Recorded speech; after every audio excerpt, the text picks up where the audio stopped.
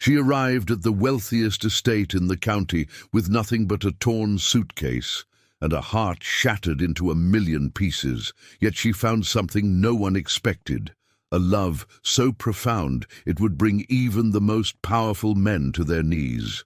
Can you imagine being so rejected by life that you accept work in a strange place, miles from home, just to keep from starving on the side of the road?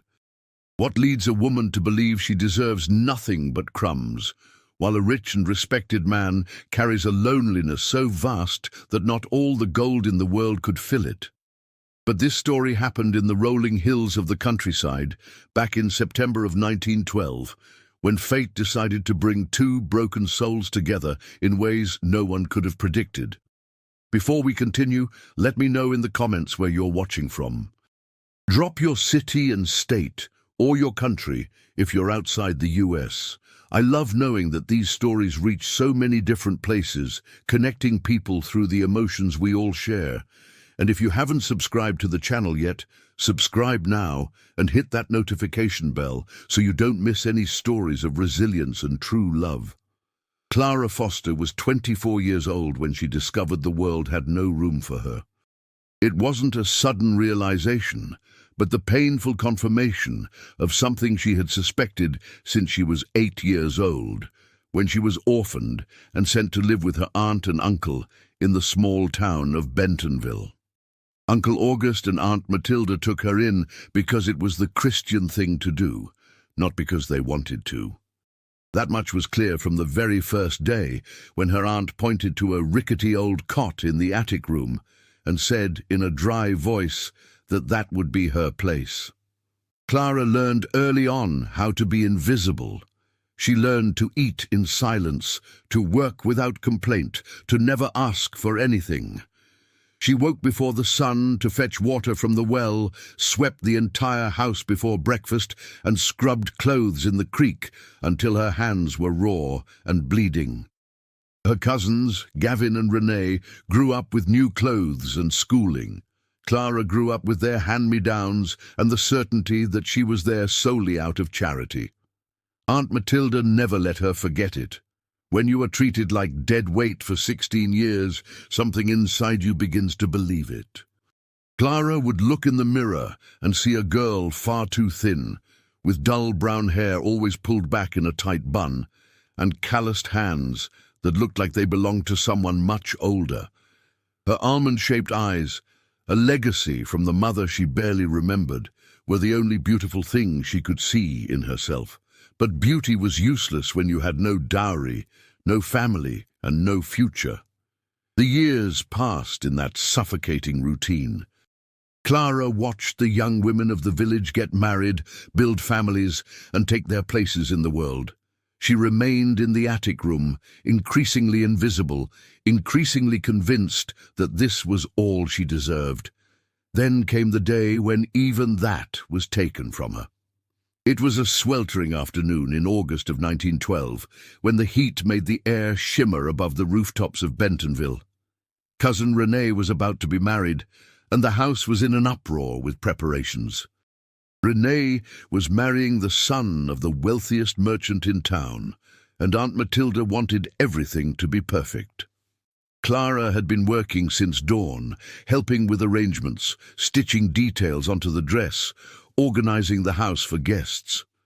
That was when a gold brooch belonging to Renee's grandmother went missing. It was an antique, valuable piece, meant to be worn on the wedding dress. Aunt Matilda turned the house upside down looking for it. When she didn't find it, her eyes turned directly to Clara. There was no investigation, no doubt. The accusation came fast and sharp as a blade. "You stole it," Aunt Matilda said, her voice trembling with contained rage. "After everything we did for you, after raising you as if you were our own daughter, this is how you repay us." Clara felt the ground disappear beneath her feet. She denied it desperately, swore on everything sacred that she hadn't touched the brooch, that she didn't even know where it was kept. But every word she spoke only seemed to confirm her guilt in her uncle and aunt's eyes.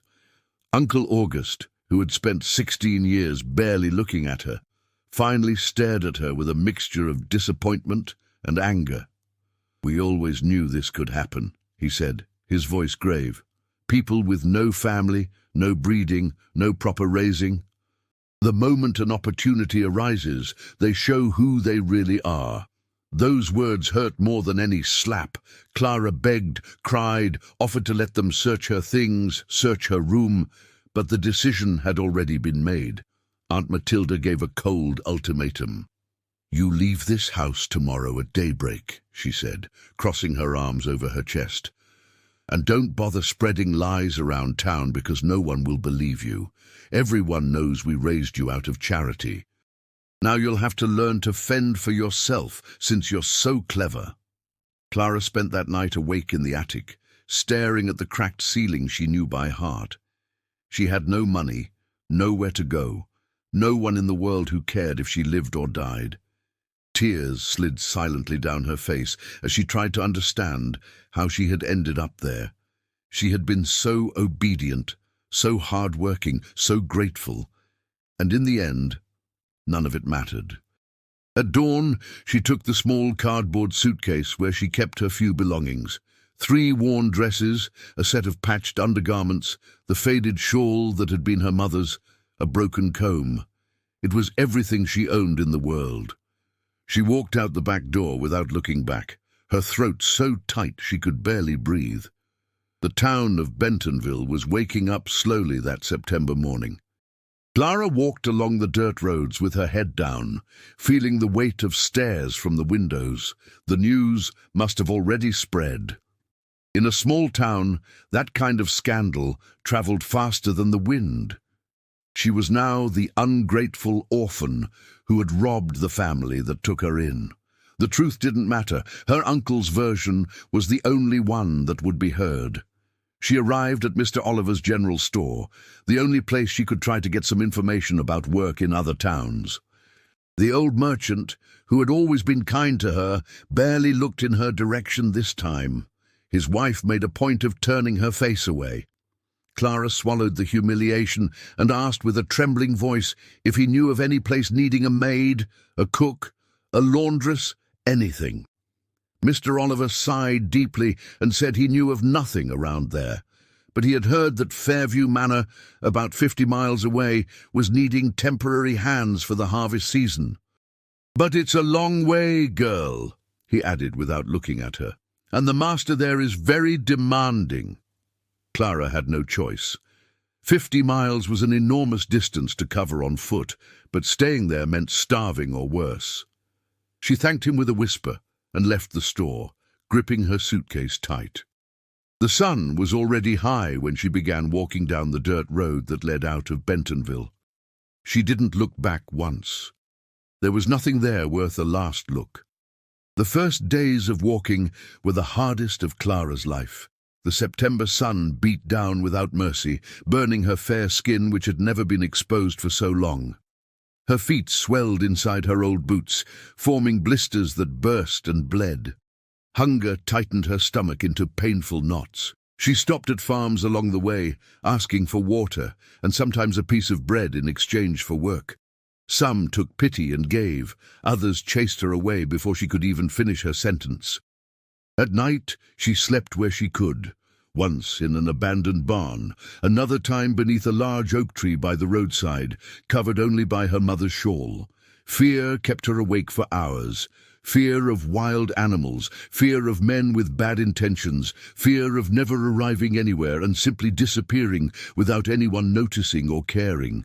But there was something stronger than fear, the pure and simple stubbornness to continue existing. Clara couldn't explain why, but something inside her refused to lie down and die. Maybe it was pride, maybe it was anger, maybe it was just the blind instinct of survival.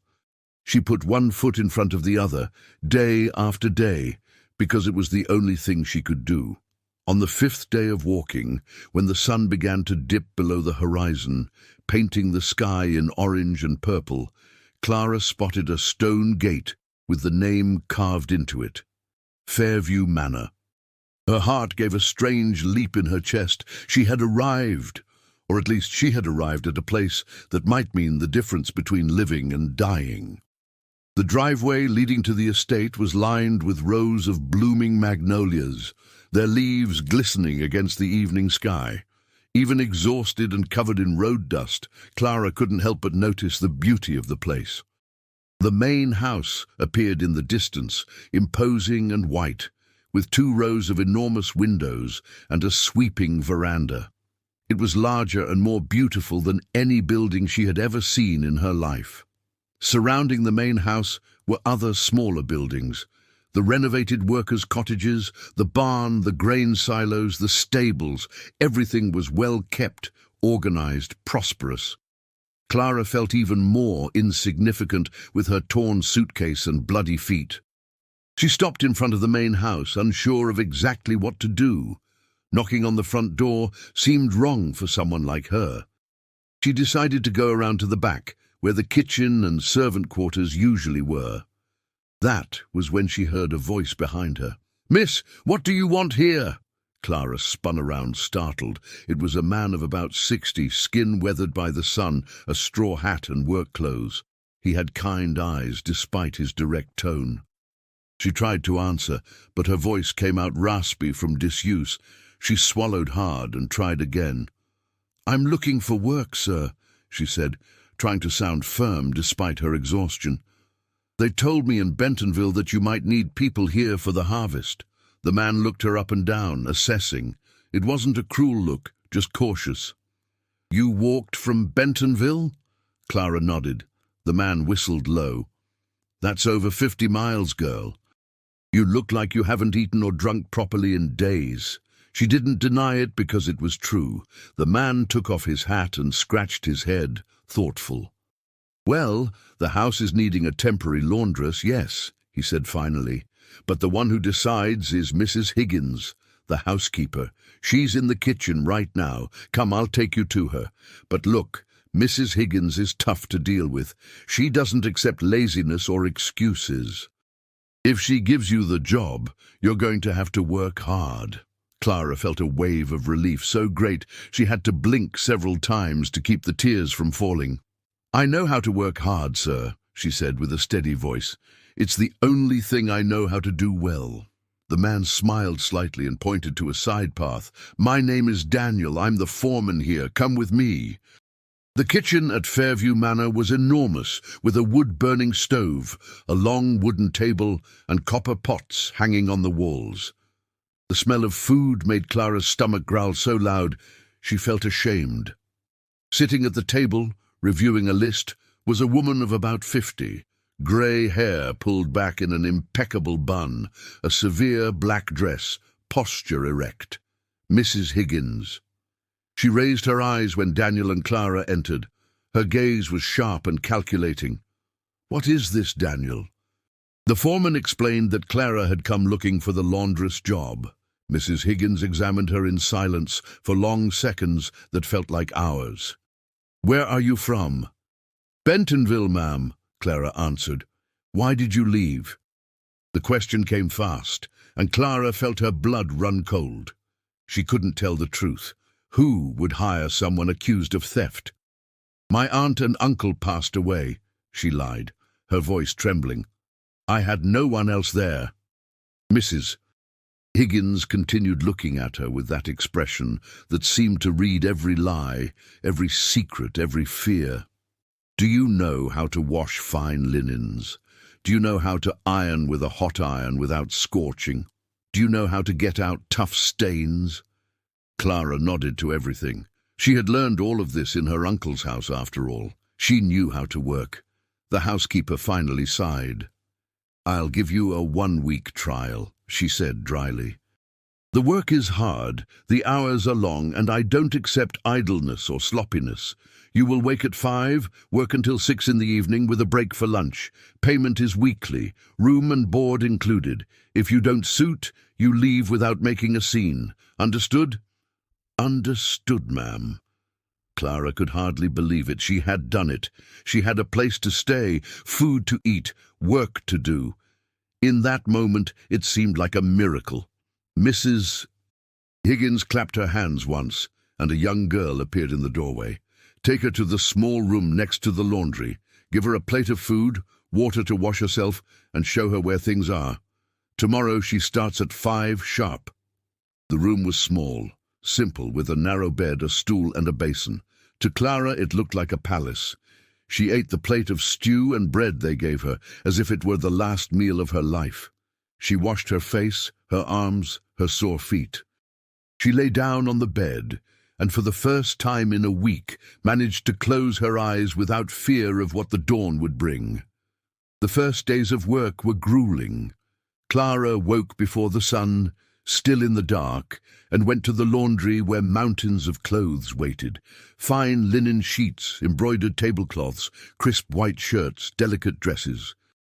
Everything had to be washed by hand with care, scrubbed on the boards, wrung out, rinsed several times, and hung on the line to dry in the sun.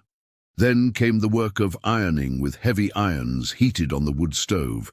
Her back ached, her arms burned, her hands became red and swollen. But Clara didn't complain. She worked in silence, focused, dedicated. Mrs. Higgins appeared several times a day to inspect the work, looking for any defect, any reason to send her away. Clara was careful with every piece, as if her life depended on it, and perhaps it really did. The other maids in the house were polite, but distant. No one asked questions, no one started conversations. Clara was temporary, and everyone knew temporaries didn't last long. It wasn't worth building bonds. She ate alone, worked alone, slept alone. She was used to it. It was on the 4th day that Clara saw the master for the first time. She was hanging sheets on the line when she heard firm footsteps on the stone path leading to the main house. She raised her eyes, and her heart skipped a beat. Edward Thorne was 38 years old, and the kind of man who commanded attention without needing to do anything. Tall, broad-shouldered, with the erect posture of someone used to commanding. He wore dark trousers, a white shirt with sleeves rolled up to the elbows, and a wide-brimmed hat. What was most striking were his grey eyes, the colour of a storm sky, which carried a deep sadness even when he wasn't frowning. He passed by the clothesline talking to Mr. Daniels about the harvest approaching. Clara lowered her head quickly, pretending to be concentrated on the sheets, but she sensed that he had looked in her direction, just for a second, before walking on. It was the kind of look a master gives to servants, checking if the work is being done, nothing more. But something in that quick glance made Clara's heart race in a strange way. She scolded herself mentally. She was being ridiculous. Men like Edward Thorne didn't look at women like her. She was less than nothing in the eyes of the world. She needed to remember that. Days turned into weeks. September gave way to October, and the weather began to cool slightly, the leaves on the trees turning gold and red. Clara remained at the estate because Mrs. Higgins, although never praising, didn't send her away either. The work remained heavy, but Clara was gaining weight back. Her hands were stronger, her face had recovered a bit of colour. For the first time in a long while, she wasn't just surviving, she was living. Then something happened that would change everything. It was an afternoon in October. The sun still high, but with that golden light of autumn. Clara was at the laundry tub, kneeling on the stone floor, scrubbing a white shirt against the board. Her hands were red and rough, her arms wet up to the elbows. She was so concentrated she didn't hear the footsteps approaching. "Excuse me for interrupting." The voice was deep, polite. Clara raised her head, startled, and felt the blood rush to her face. Edward Thorne was standing in the doorway of the laundry, hat in hand, looking at her with an expression she couldn't identify. She stood up quickly, drying her hands on her soaked apron, and made a clumsy curtsy. "Mr. Thorne, sir," she said with a trembling voice. He took a step inside, and Clara noticed he seemed uncomfortable, as if he didn't quite know why he was there. "You are the new girl who came from Bentonville?" The question took her by surprise. How did he know that? "Yes, sir," Clara replied softly. "Clara Foster." Edward nodded slowly, as if committing the name to memory. "Mrs. Higgins told me you've been working well," he said after a pause, "that you are careful with the clothes." Clara didn't know how to respond. A compliment coming from the master through the housekeeper was something so unexpected she had no words. She just nodded, mute.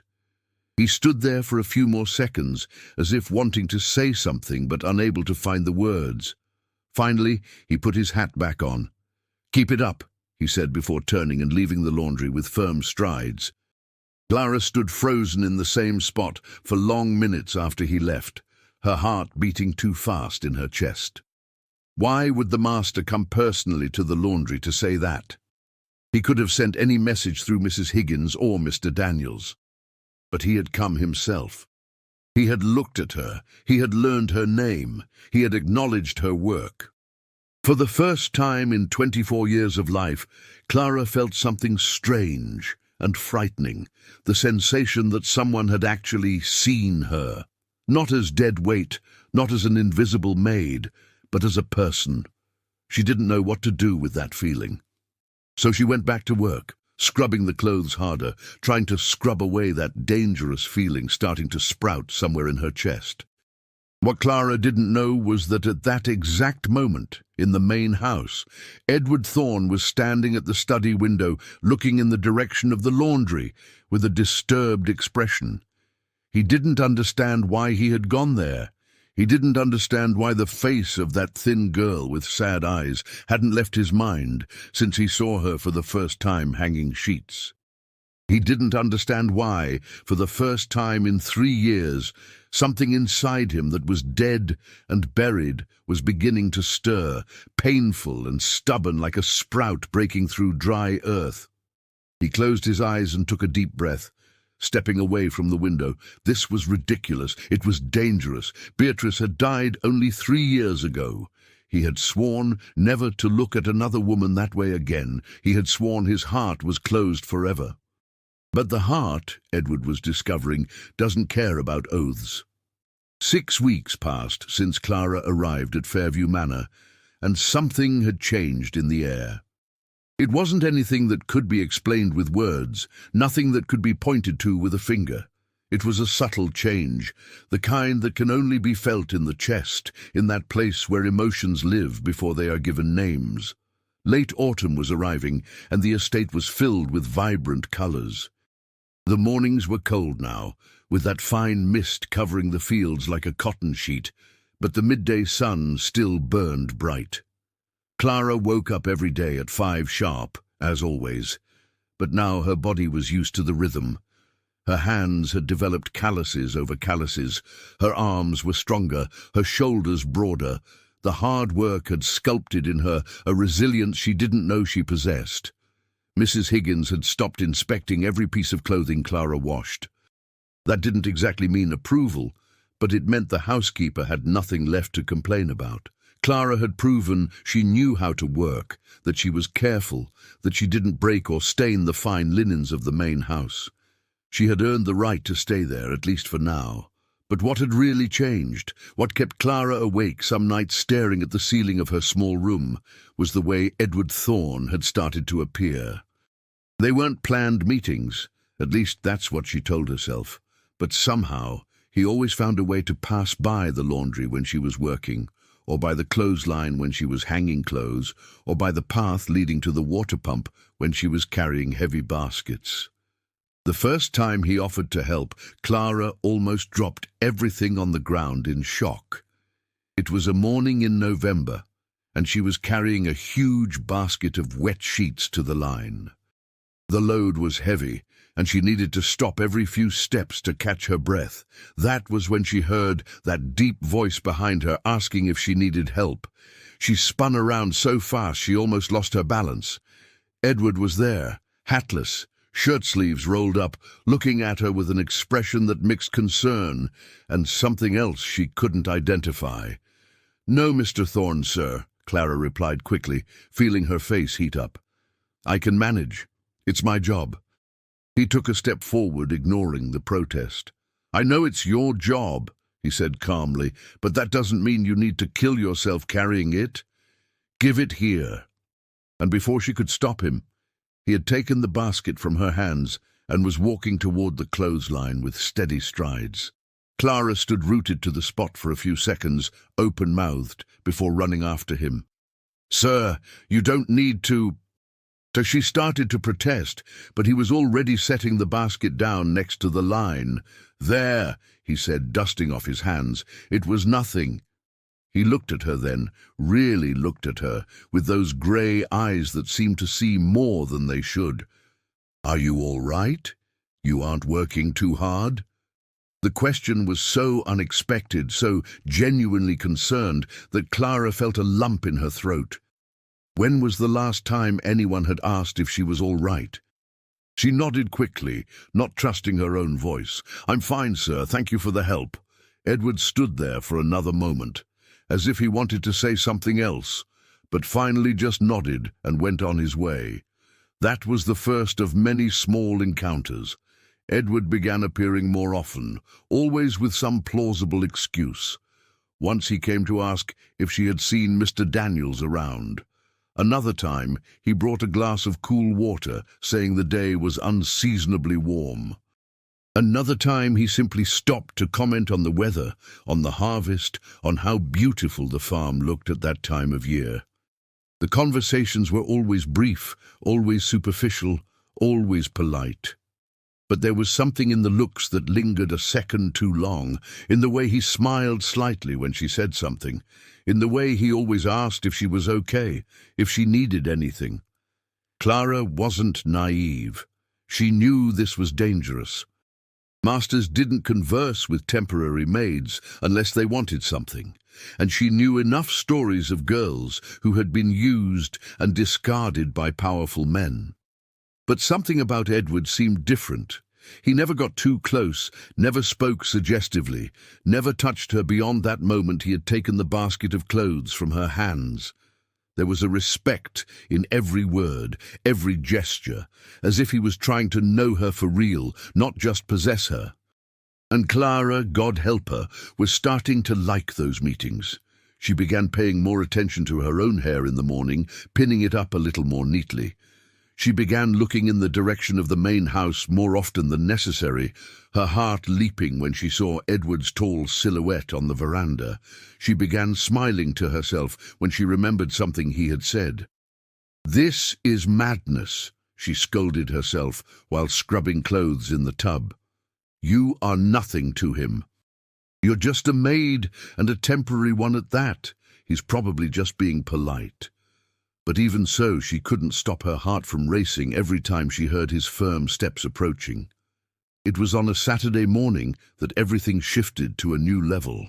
Clara was in the back garden picking some herbs Mrs. Higgins had requested. The sun was pleasant, and she had taken off her apron, working in just her simple cotton dress. She was facing away from the house when she heard his voice. "Good morning, Clara." She turned and found Edward standing at the edge of the garden, hands in pockets, looking at her in that way that made her stomach do flips. "Good morning, Mr. Thorne, sir," she replied, standing up and wiping her hands on her skirt. There was a pause, and then he said something that caught her completely off guard. "You can call me just Edward. The title Mr. Thorne makes me feel 100 years old." Clara blinked several times, not knowing how to respond. "But you are the master," she said finally. "It would be disrespectful." He took a step closer and Clara felt her heart hammer. "If you call me by my name when it's just the two of us, it wouldn't be disrespectful," he said in a low voice. "It would just be more natural." The way he said that, as if the conversation between them was something special, something separate from the rest of the world, made Clara feel heat rise up her neck. She shouldn't agree to this. She knew she shouldn't, but she found herself nodding anyway. "All right, see. Edward." The name felt strange in her mouth, too intimate, too dangerous. But when she saw the smile that appeared on his face, small but genuine, she felt it was worth the risk. "Much better," he said. And then, as if nothing extraordinary had happened, he began talking about the herbs she was picking, asking what they were for, commenting that his late mother loved gardens. Before we go on, if you're enjoying this story, Leave a like and share it with someone who needs to believe that true love exists. It was the first time Edward mentioned something personal about his life. Clara noticed this and felt he was opening a door, letting her see a piece of who he really was behind the title of wealthy landowner. She asked timid questions and he answered, talking about his childhood, about how he had learned to manage the estate with his father, about how he loved this land. They stood there talking for almost an hour, until Mrs. Higgins appeared at the kitchen door, calling Clara with an impatient voice. Edward said goodbye politely, and Clara ran back inside, but not before seeing the look of disapproval the housekeeper cast in both their directions. That night, lying in her narrow bed, Clara couldn't sleep. She replayed every word of that conversation, every look, every smile. She knew she was entering dangerous territory. She knew she was letting her heart open to something that could only end in pain, but she couldn't stop. For the first time in her life, someone made her feel important, seen, valuable. And that was addictive like nothing she had ever experienced. The following days brought more encounters. Edward appeared more frequently, always finding excuses to be where Clara was. They talked about everything and nothing, discovering shared tastes, laughing at small things. He told her about plans to expand the fields, about the new horse he had bought, about the book he was reading. She, more cautious, spoke about the work, about the flowers growing on the path to the pump, about the stories the other maids told during lunch. Clara still hadn't told the truth about why she had left Bentonville. The lie about her aunt and uncle passing away weighed on her conscience, especially now that she felt she was building something real with Edward. But the fear of telling the truth and seeing the disappointment in his eyes, seeing trust turn into contempt, was greater than the guilt. So she kept the secret locked in her chest, a heavy stone she carried alone. It was in mid-November that the moment happened which would change everything between them. It was a Saturday afternoon, and almost all the workers had gone to town for their day off. Clara had stayed because she needed to finish a large batch of laundry. She was alone in the laundry room, humming softly while ironing a tablecloth, when she heard a strange noise outside. It was a desperate, high-pitched meow coming from the direction of the barn. Clara dropped the iron and ran out. She found a kitten trapped between two old boards, so thin it looked like it hadn't eaten in days. The little thing was scratching and meowing, its yellow eyes wide with fear. Clara knelt on the ground and began trying to free the kitten, speaking in a soft voice to calm it. The boards were nailed tight, and she didn't have enough strength to pry them apart. That was when she felt a presence behind her, and a familiar voice asked what was happening. Edward had heard the noise too. When he saw the situation, he didn't hesitate. He knelt beside Clara, so close she could feel the heat of his body, the smell of soap and leather. Together, they worked to free the kitten.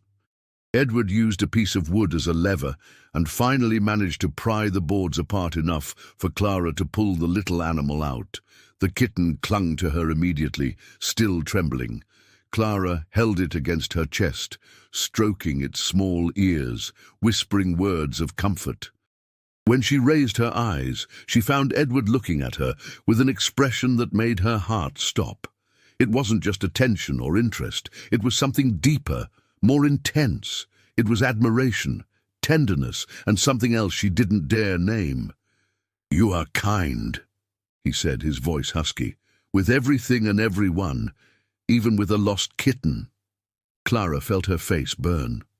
"He was lost too," she answered softly. "I know what that feeling is like." The words came out before she could think, revealing more than she intended. Edward remained silent for a moment, just looking at her. Then, very slowly, he raised his hand and tucked a strand of hair that had escaped her bun behind her ear. The touch was light as a feather, but sent waves of heat through Clara's entire body. "You aren't lost anymore," he said in a low voice. "You are here. You are home." Those simple words broke something inside Clara. Tears came before she could stop them, running hot down her cheeks. She turned her face away quickly, ashamed, but Edward touched her chin gently, making her look at him again. "You don't need to hide," he said with a softness she had never heard in a man's voice. "Not from me." And then something happened that Clara would never forget. Edward leaned in and kissed her forehead, a chaste and soft kiss that somehow meant more than anything else.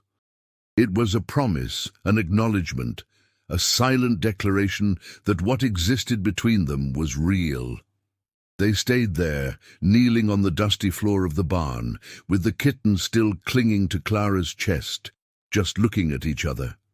There was no way to deny it anymore.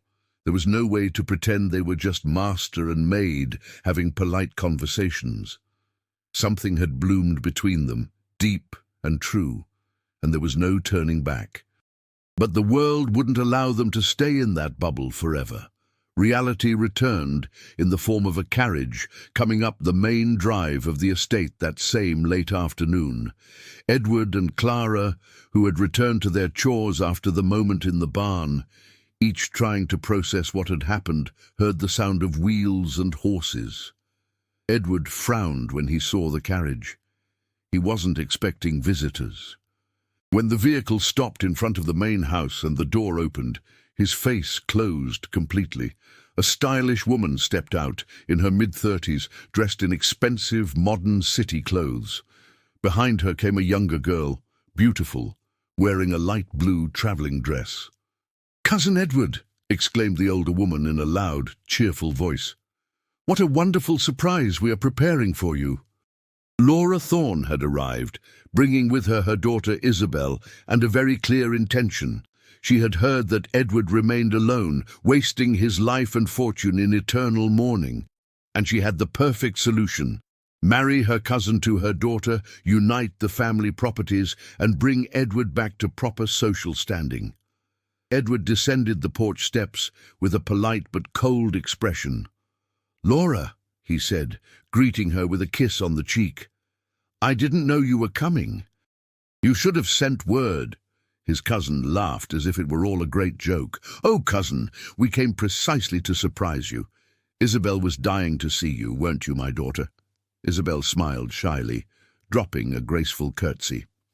"Uncle Edward," she said in a sweet voice, "the estate is beautiful as always." Laura linked her arm through Edward's as if it were the most natural thing in the world. "We'll stay a few days, all right? I have so much to talk to you about." "Family business, you know how it is." Clara watched all of this from afar, from the laundry window.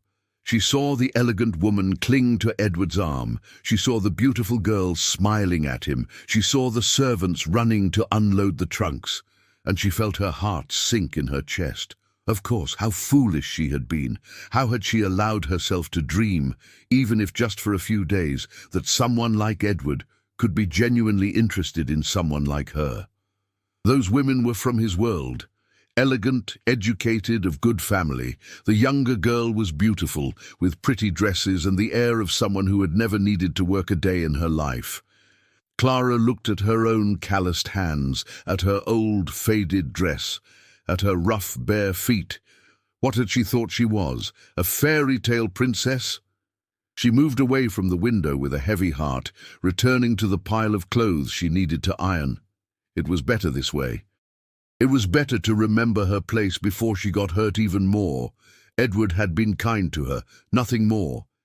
Maybe he was even a little interested, the way men are interested in a passing distraction. But she knew, deep down she had always known, that there was no future there. The following days were torture. Laura and Isabel installed themselves in the main house as if they owned it. Laura commanded Mrs. Higgins, with the authority of someone who had known the house a long time, made plans for dinners and outings, spoke loudly about renovations and changes that should be made. Isabel followed her father's cousin everywhere, always dressed like a porcelain doll, always smiling in that sweet, polite way. And Edward seemed distant. He didn't come to the laundry anymore, didn't appear near the clothesline, didn't seek Clara out. He was always busy with the guests, being dragged by his cousin into conversations about business and family, being subtly pushed in Isabel's direction. Clara watched it all from a distance and felt as if she had an open wound in her chest. Mrs. Higgins, who always observed everything with those sharp eyes, had noticed what was happening between Edward and Clara before Laura arrived, and she had disapproved intensely. She had loved Beatrice, the late wife, as if she were her own daughter. The idea of Edward taking an interest in a temporary laundress, a girl with no family and no name, was offensive to the housekeeper. It was one morning, when Clara was alone in the kitchen finishing washing the breakfast dishes, that Mrs. Higgins decided to make her position clear. "You think I didn't see, don't you?" the housekeeper said in a low, hard voice. "The looks, the conversations, the way you get all animated when he appears."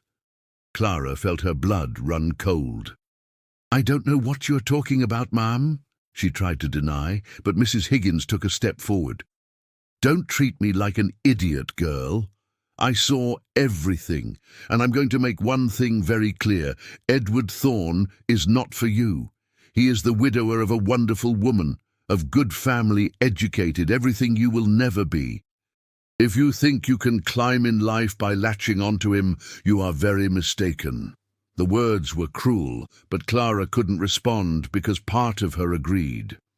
Mrs. Higgins continued, implacable. "His cousin is here exactly to stop this nonsense. She is going to marry him to her daughter, as it should be. People marry people of their own level. And you, my dear, are a temporary maid. When the harvest season ends, you will leave here and be forgotten before you even cross the gate." Clara gripped the edge of the sink, fighting the tears burning behind her eyes. She wasn't going to give Mrs. Higgins the satisfaction of seeing her cry. "Understood, ma'am," she said with a firm voice despite the tremor. "May I return to work now?" Mrs. Higgins studied her for a long moment before nodding. "You may. And remember what I said." Clara went back to the laundry with weak legs. Every word Mrs.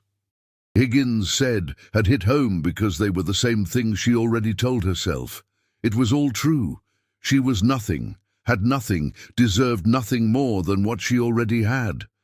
But the worst part came that afternoon, when Clara was hanging clothes on the line and heard voices coming from the veranda of the main house. It was Edward and Laura talking. She knew she shouldn't listen, but she froze when she heard her own name. Laura was saying she had heard rumors of a new maid who was drawing too much of her cousin's attention. "Edward, you need to be careful," his cousin said with a tone of concern. "A girl like that, without family, whom no one knows, she could be here with ulterior motives.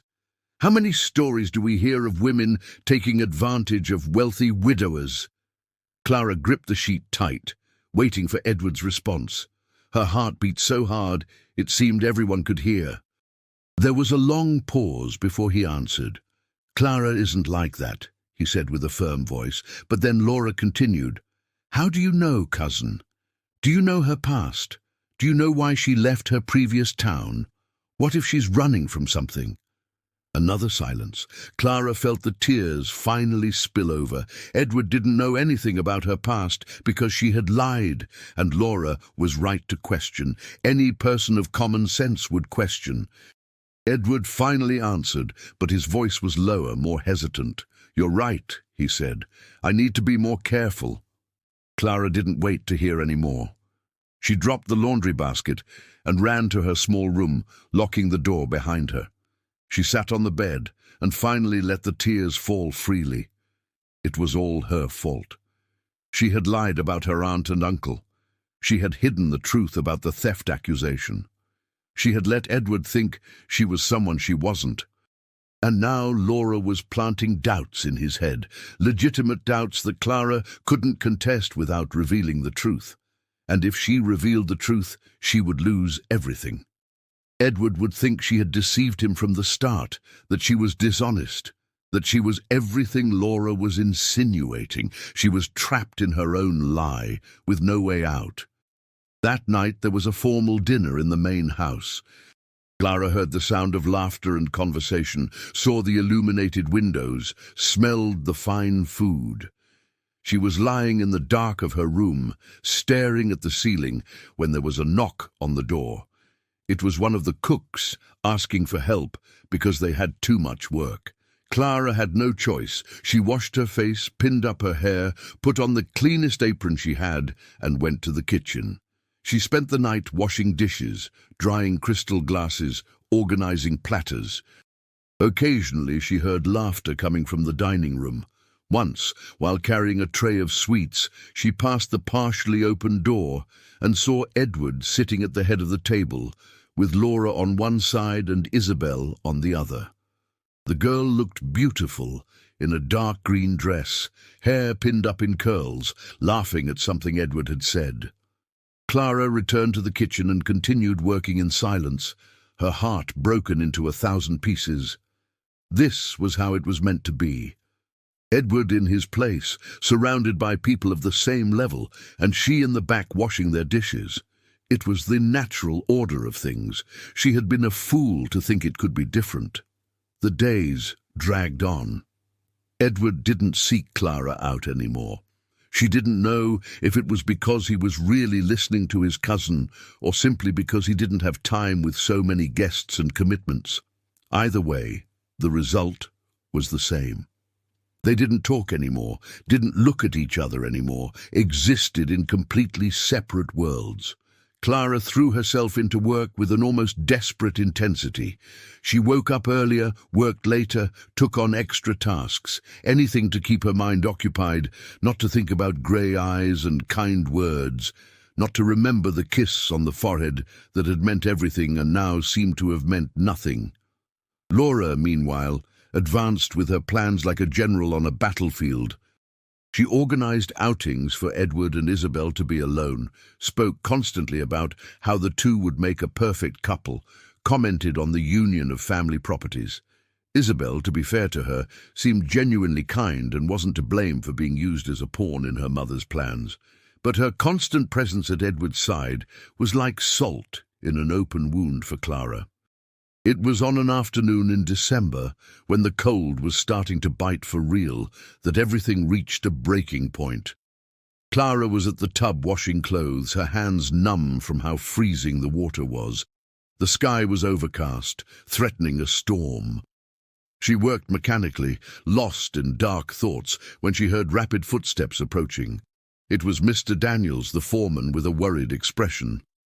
"Clara, I need you," he said bluntly. "Mrs. Laura has taken ill. She's vomiting and has a high fever. Mrs. Higgins is tending to her, but needs someone to look after the girl Isabel and Mr. Edward. You have to prepare tea, light food, that sort of thing.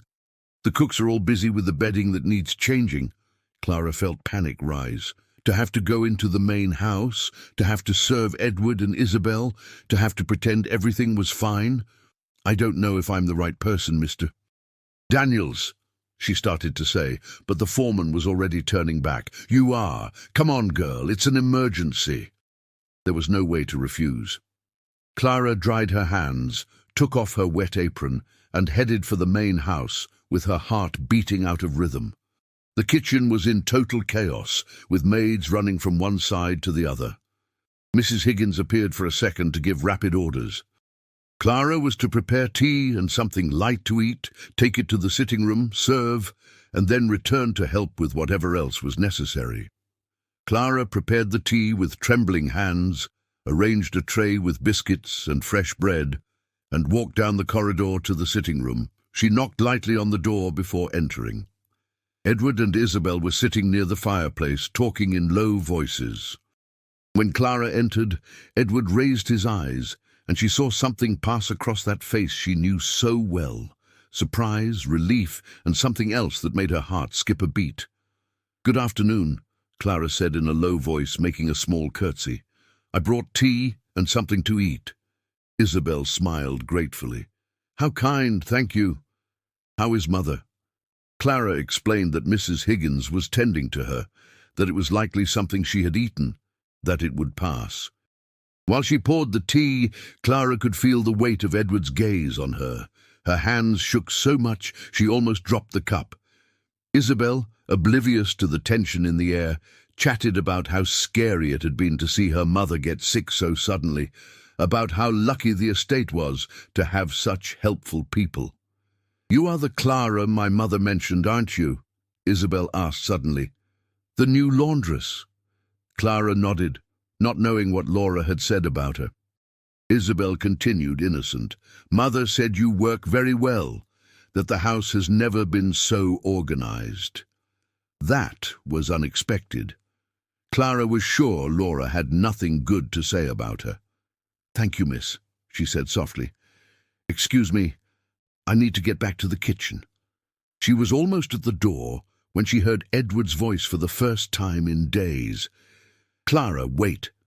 She stopped, back to him, hand on the doorknob. "Thank you," he said, his voice loaded with meaning, "for helping." She just nodded and left, but her heart was racing. Those two simple words had carried everything that couldn't be said. "I miss you. I think of you. I haven't forgotten." Or maybe they were just illusions of a girl too much in love to see reality. Laura took 3 days to recover completely. 3 days during which Clara had to enter and leave the main house several times, always with her head down, always pretending she didn't feel Edward's gaze following her every move. 3 days during which the silence between them screamed louder than any word could scream. It was on the 4th day, when Laura finally came down for breakfast, still pale but determined, that everything began to crumble. Clara was in the kitchen helping prepare the trays when she heard Mrs. Higgins speak to one of the maids about a letter that had arrived.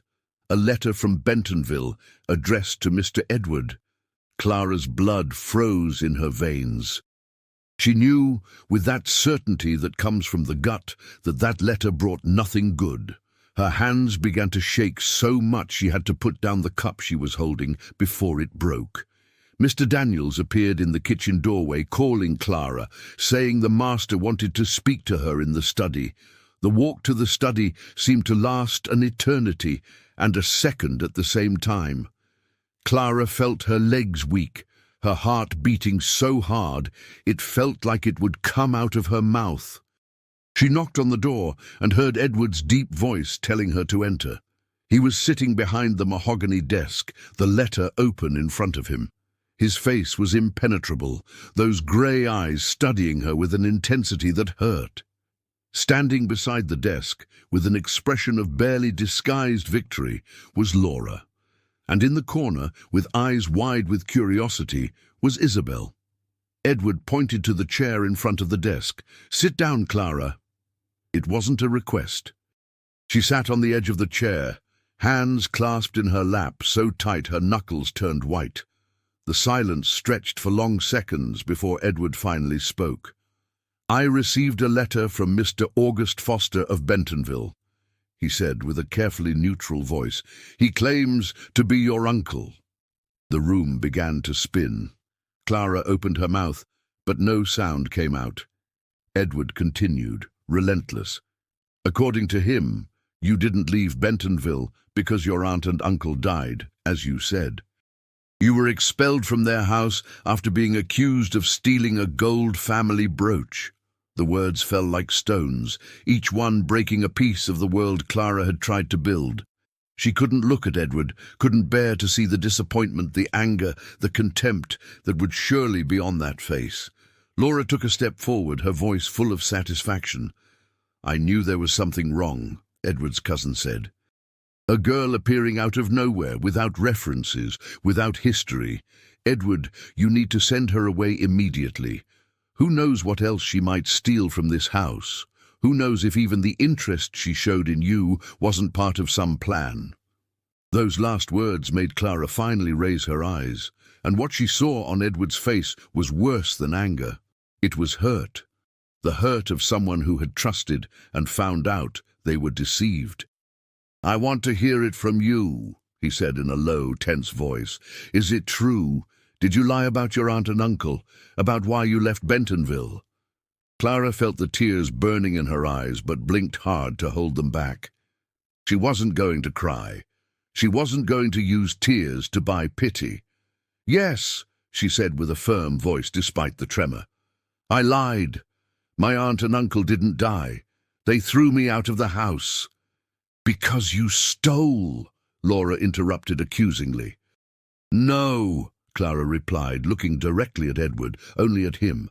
"I didn't steal. I never stole anything in my life. I was accused of stealing a brooch that disappeared in their house. But I didn't take it. I swear on my mother's memory that I didn't take it." Edward ran a hand over his face, suddenly looking tired. "And you think I'm going to believe your word now, after finding out you lied from the very first day?" The pain in that question was like a knife in Clara's heart. She understood then that she had lost. She had lost everything. The lie, even if told out of fear and desperation, had destroyed any chance they might have had. She stood up from the chair on shaky legs. "I'll leave," she said with a broken voice. "Today. You don't need to send me away. I'll leave on my own. I'm sorry for lying. I'm sorry for everything." And before anyone could say anything else, she left the office almost running, tears finally flowing freely down her face. Clara ran to her small room and began throwing her few things into the cardboard suitcase. Her hands shook so much she could barely fold the clothes. The kitten she had saved weeks ago and had adopted was lying on the bed looking at her with those confused yellow eyes. She picked him up and held him against her chest, letting her tears wet his soft fur. She had been an idiot, such an idiot. She should have told the truth from the beginning. She should have trusted Edward. But the fear had been greater, and now she was paying the price. She was going back to the road without destination, without hope, without anything. At least this time she had a kitten to keep her company in the loneliness. She was closing the suitcase when she heard urgent knocks on the door. It was Mr. Daniels, breathless. "Clara, don't leave yet," he said with a hurried voice. "Mr. Edward is looking for you, says he needs to speak to you again." She shook her head. "I don't want to talk to him, Mr. Daniels. It's better this way. I'm leaving, and that's it." "Girl, listen to what I'm going to tell you," the foreman said with a firm but kind voice. "I've been on this farm for 40 years. I saw Mr. Edward born, grow up, get married, lose his wife, and in the last 3 years I saw him die inside day after day until there was almost nothing left of the man he was, until you arrived. You brought him back to life, girl. Any blind man can see that." Clara shook her head desperately. "That doesn't matter now. I lied to him. He'll never trust me again." Mr. Daniels stepped inside the room. "Did you lie out of malice or fear?" She raised eyes red from crying. "Out of fear. I was so afraid of being thrown away again, of losing the only place that took me in." "Then let him know that," the old foreman said with conviction. "Tell the whole truth.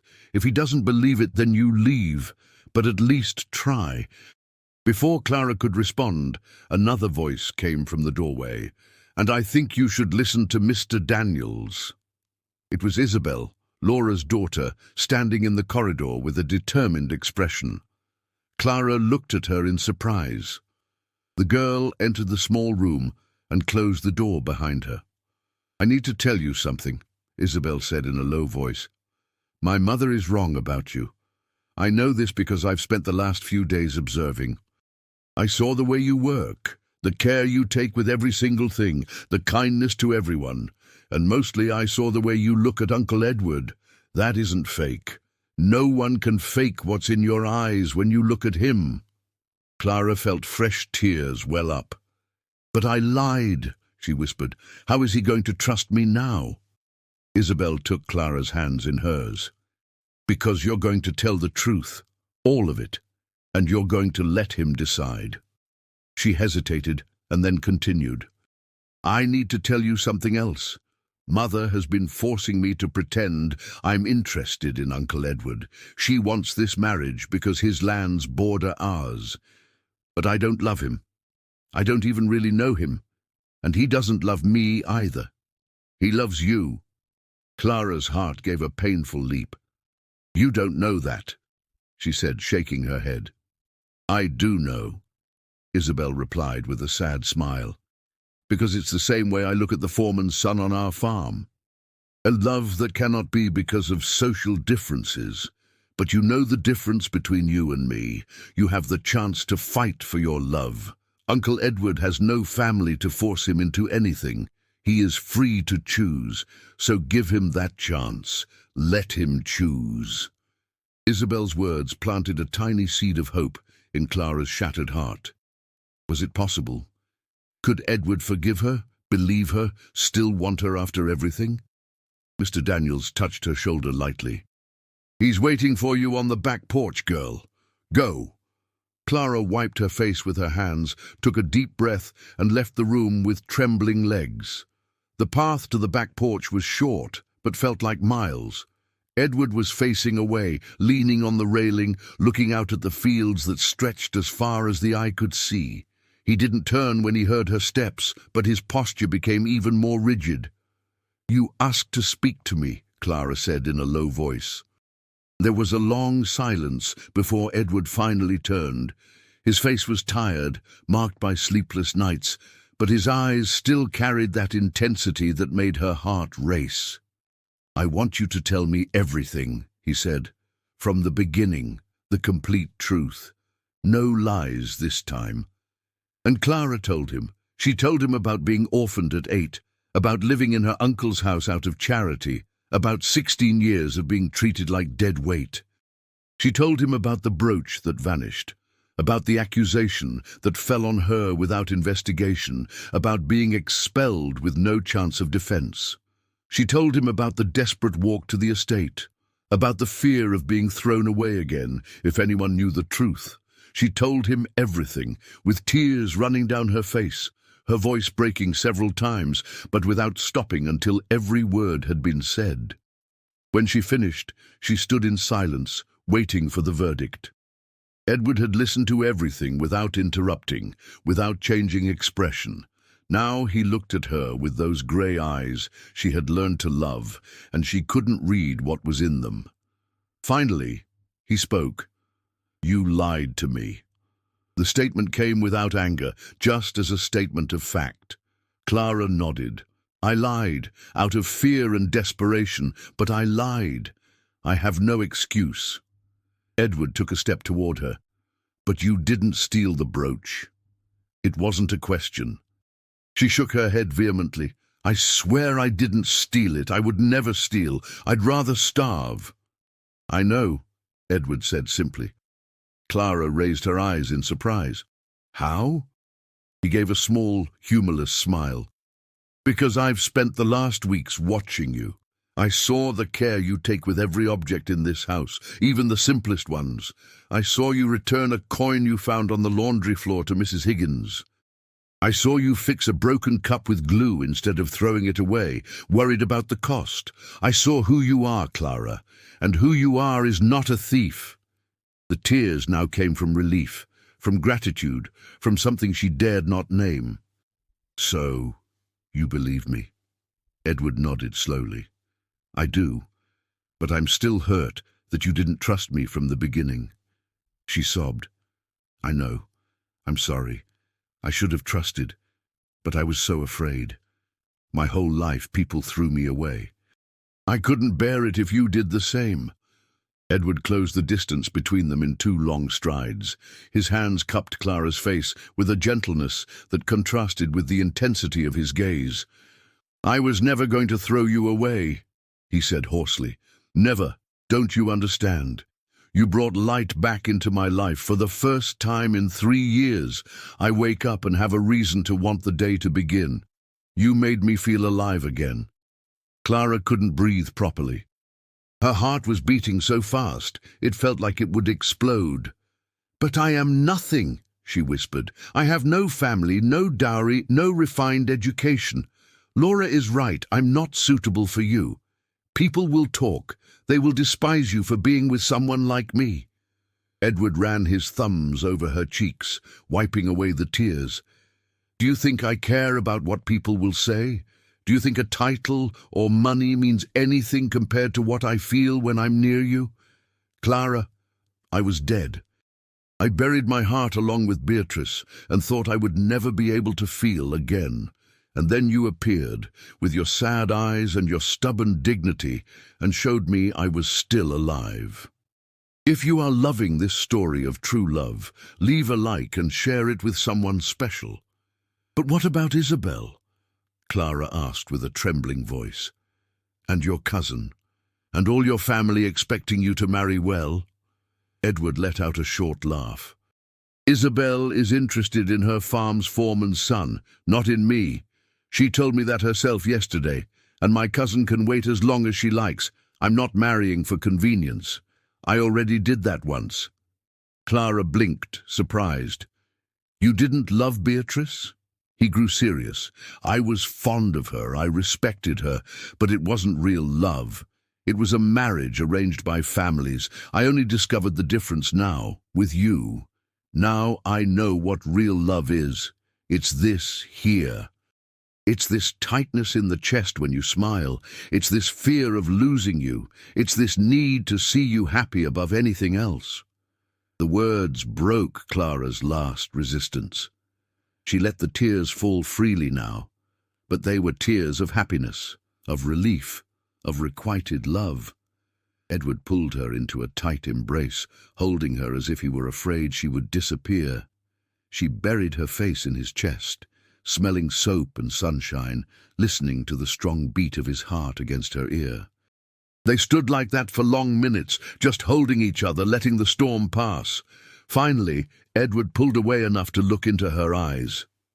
Clara Foster, he said with a firm, clear voice, I want you to stay here, not as a maid, but as the woman I choose to share my life with. I know it's soon, I know you must be scared, but I need you to know my intentions.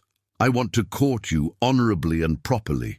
I want everyone to know you are important to me. And when you are ready, if you want, I want to ask you to marry me.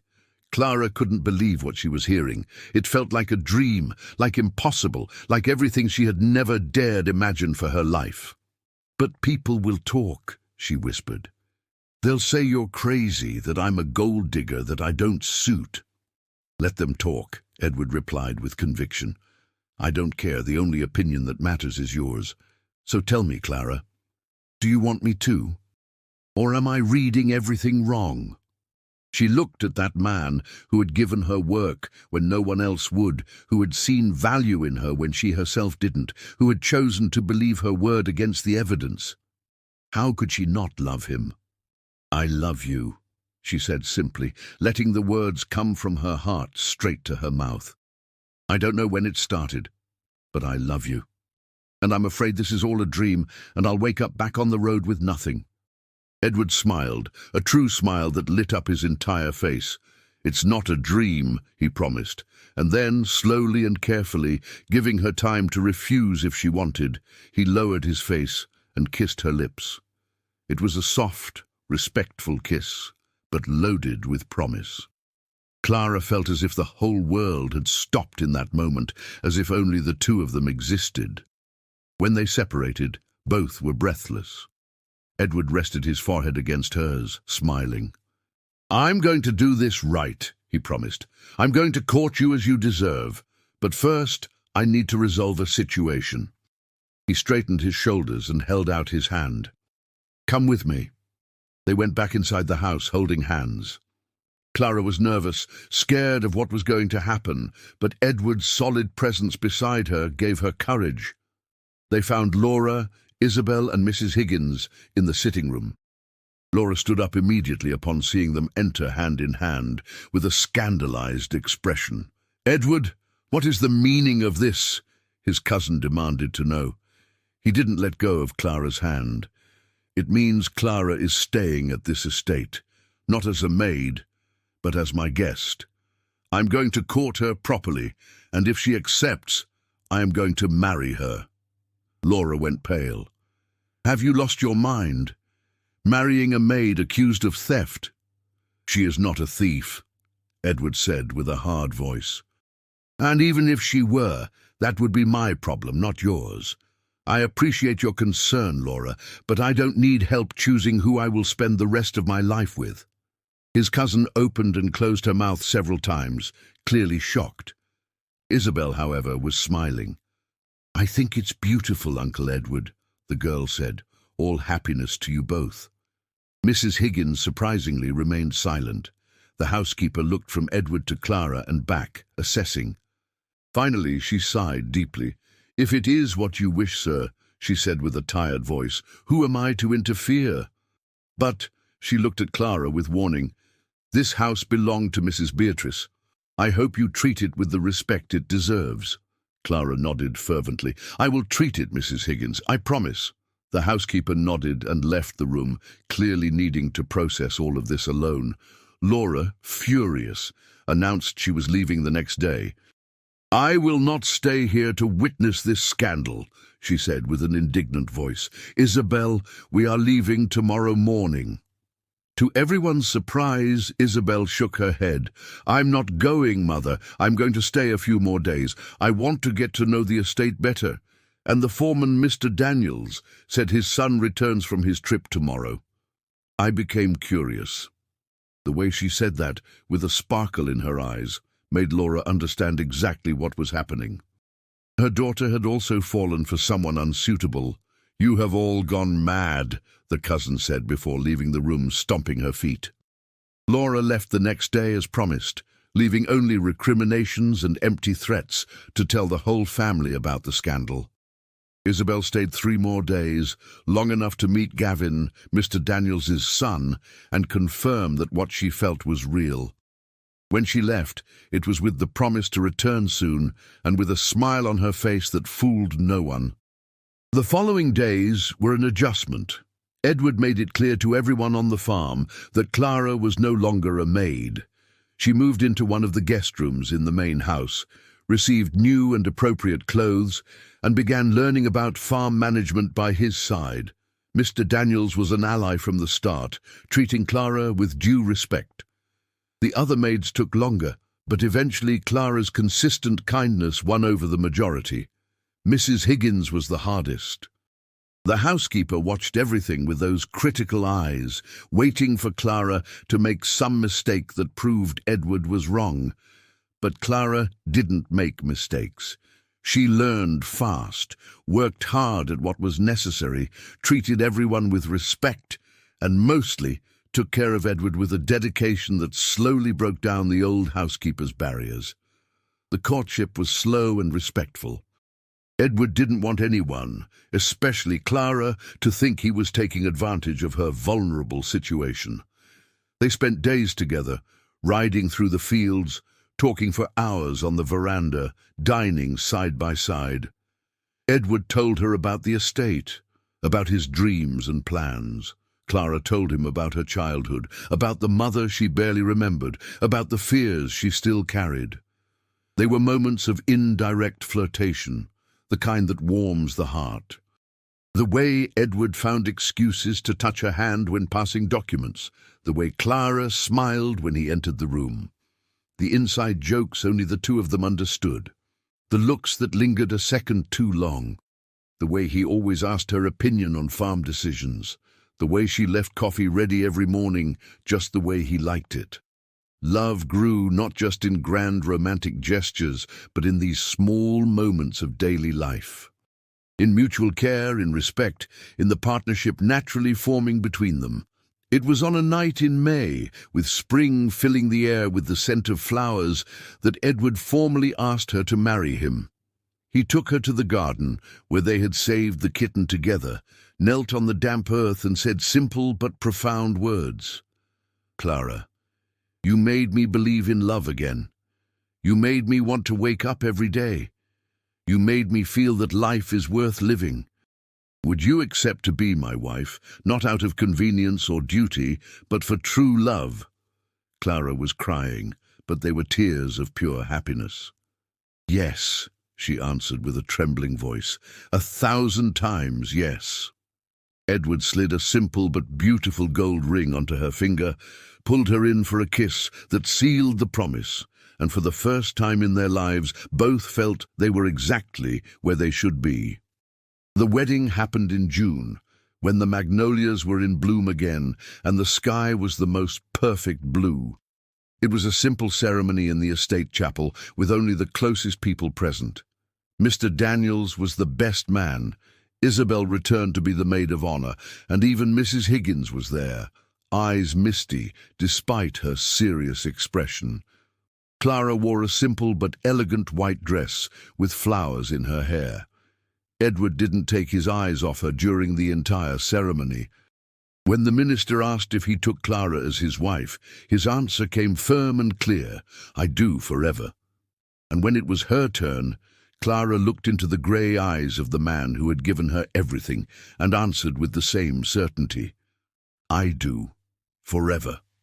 The kiss that sealed the union was applauded by all present.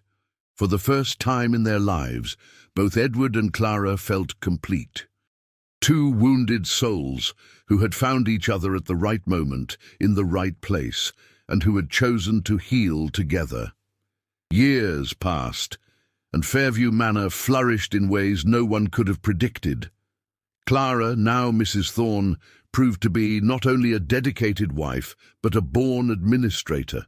She implemented improvements in the workers' conditions, created a small school for the employees' children, transformed part of the gardens into a community vegetable patch. The estate became known not just for the quality of its harvest, but for the fair and humane way it treated its workers. Edward blossomed beside her. The sombre, closed-off man he had been during his 3 years of widowhood had disappeared completely. Now he smiled easily, laughed out loud, lived fully. He and Clara worked side by side every day, made decisions together, dreamed together. Mrs. Higgins eventually surrendered. It was impossible to continue resisting Clara's persistent kindness, the obvious love between her and Edward, and mostly the way Clara honored Beatrice's memory without jealousy or resentment. The housekeeper became one of Clara's greatest allies, teaching her everything about managing the house, about the farm's secrets, about how to deal with the complexities of rural life. Isabel married Gavin, Mr. Daniels' son, causing a similar scandal in her family. But inspired by Edward and Clara's courage, she faced her mother and chose her own path. The two couples became close friends, visiting frequently, laughing together about how true love had defied all social conventions. 3 years after the wedding, on a sunny morning in March, Clara discovered she was expecting a baby. Edward wept when she told him, kneeling to kiss her still flat stomach, whispering promises to the child growing there. This time it would be different, he swore. This time there would be only joy, not tragedy, and it was different. In November of 1915, Clara gave birth to a healthy girl with grey eyes like her father and brown hair like her mother. They named her Sophia, and when Edward held his daughter for the first time, with Clara tired but radiant in the bed beside him, he felt the last piece of pain from the past finally heal. 2 years later came a boy, whom they named Michael, and 3 years after him, another girl, Helen. Fairview Manor filled with children's laughter, running through hallways, vibrant and noisy life. Clara, who had spent her whole life feeling invisible and unwanted, was now surrounded by love on all sides. One afternoon, almost 10 years after that desperate arrival with a torn suitcase, Clara was on the veranda of the main house, watching Edward play with the children in the garden. Sophia, now 9, ran chasing butterflies. Michael, 7, tried to climb a tree. Helen, 4, sat on her father's lap, demanding a story. Mr. Daniels, now 70 but still strong, came to sit beside her. "Who would have thought, Mrs. Thorne?" said the old foreman with a smile. That thin, scared girl who arrived here would become the most respected lady in the county. Clara smiled, but it was a smile with a touch of sadness. Sometimes I'm still afraid I'll wake up and find out it was all a dream, she confessed softly. That I'll be back on the road, with nothing, with no one. Mr. Daniels shook his head. This isn't a dream, girl. It's the life you built with courage and love. You deserve every piece of this happiness. That night, when the children were asleep and the house was quiet, Clara and Edward sat together on the veranda watching the stars. Edward put his arm around her shoulders, pulling her close. "What are you thinking about?" he asked with that voice that still made her heart race after all these years. Clara snuggled against him. "I'm thinking about how strange life is," she said slowly. 10 years ago, I was nothing. I had nothing. I was nothing. I thought I would die alone and forgotten. And now look where I am." Edward kissed the top of her head. "You were never nothing, Clara. I was just the first one lucky enough to see who you really were." She raised her face to look at him. "You saved me," she whispered. He shook his head. "No, my love, we saved each other. I was dead inside, living but not really alive. You brought me back. We saved ourselves together." And then he kissed her, with all the tenderness and passion that 10 years of marriage hadn't managed to diminish. The years continued to pass. The children grew up strong and happy, surrounded by love and opportunities Clara had never had. Sophia became a teacher, dedicating her life to educating the local children. Michael took over the management of the farm alongside his father, proving to have inherited the love for the land from both parents. Helen became a doctor, the first woman in the region to study medicine, inspired by the courage of the mother who had defied all conventions. Clara never went back to Bentonville. She didn't need to. She had built her own family, her own legacy, her own place in the world. But once, many years later, she received a letter. It was from Cousin Gavin, now an adult, telling her they had found the grandmother's brooch. It was at the back of a drawer in Cousin Renee's room, fallen among old clothes. The accusation against Clara had been a mistake, a terrible injustice. Gavin apologized on behalf of the family. Clara read the letter, folded it carefully, and put it in a drawer. She didn't feel anger nor satisfaction at the late vindication, only a deep peace. That girl who had been accused and expelled didn't exist anymore. In her place was a strong, loved, respected woman who had built a beautiful life from the ashes of pain. Edward, now with completely grey hair, but still with those piercing grey eyes, found her on the veranda that afternoon. He saw the letter in her hand and asked what it was. She told him, and he hugged her tight. "You knew you were innocent," he said with conviction. "I always knew." Clara smiled against his chest. "What would have become of me if you hadn't believed me that day?" she asked. Edward pulled her back a little to look into her eyes. "What would have become of me if you hadn't arrived here?" he replied. "We were two broken pieces that fit together perfectly. It was fate." She laughed, that light, happy laugh he loved so much. "Do you believe in fate?" He nodded. "I believe there is one person who completes us, and you are mine." The story of Edward and Clara became legend in the region. They told of the rich widower who had defied all conventions to marry a maid with no family, about how this unlikely love had become the strongest and truest anyone had ever seen, about how they had proven that love knows no social class, that the heart chooses whom it chooses, and that the most beautiful stories are those no one expects. Mrs. Higgins, before dying at 85, called Clara to her bedside. The old housekeeper, who had resisted so much in the beginning, took Clara's hand with surprising strength. "I was wrong about you," she said with a weak but firm voice. "You are the best thing that happened to this house since I arrived here. Beatrice would have loved you, and I love you too, girl. Thank you for taking such good care of my boy, Clara cried, holding the old woman's hand until the end. It was another farewell in her life, but this time she had a whole family to share the pain and grief. Decades passed. Clara and Edward grew old together, side by side, facing the joys and sorrows life brought.